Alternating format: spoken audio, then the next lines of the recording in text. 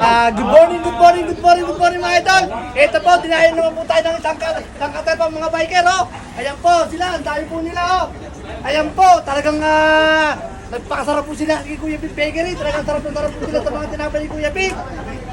Sir, maraming salamat sa aming bakery. Sana po, wag po kayo magsasawang puntahan nyo ang aming bakery. Kataba po ng puso na kayo lagi po pumunta kayo sa Kuya Pip Bakery.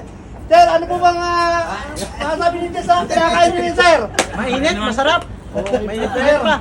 Oh, kayo po, sir. Kain naman. Kayo po, sir. Ano po masasabi niyo sa tinapay ni Kuya Pip? Panalo, the best. Kayo po, sir. Kayo po, sir. Ano po masasabi niyo, sir? Sarap, number 1, Kuya Pips. Oh. Sir, what can you say about our brand Kuya Pip Bakery? Good. Good. This break, nice. Okay, sir. Thank you so much, sir. Welcome to the Kuya Pip Bakery. I'm proud of bride of Kuya Pip Bakery. Thank you so much, sir. Kayo po, sir. Masasabi niyo sa tinapay ni Kuya Pip at binabalik-balikan po niyo nito. Ayos sir, pit malo. Okay po, sir. Maraming pong salamat.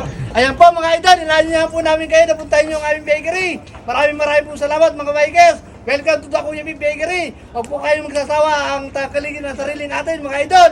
Maraming pong salamat mga idol. Shout out Philippines, kaway-kaway Philippines. Okay po.